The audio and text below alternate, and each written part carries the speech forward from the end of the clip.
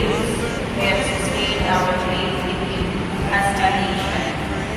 It is our faith in your divine providence that has made us survive the countless natural and human caused calamities that have come our way in our history as a people. Spare us, Lord, from the horrors of war. Hear our pleas as we cry out to you. Have mercy on us, Lord.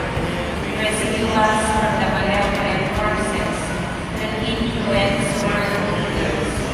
For we believe that our struggle is not against flesh and blood, but against the rulers, against the authorities, against the powers of this dark world, and against the spiritual forces of evil in the heavenly realms.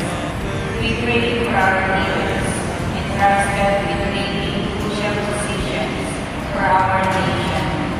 We place all our hopes in you, seeking your forgiveness and mercy for the times when our fears and suspicions have hated our perceptions and ethnic biases and prejudices, virtue and racism.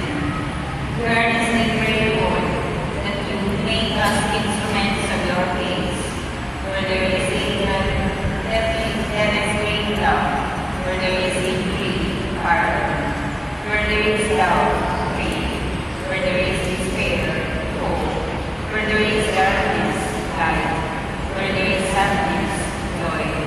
Through our Lord Jesus Christ, your Son, who lives and reigns with you in the unity of the Holy Spirit, God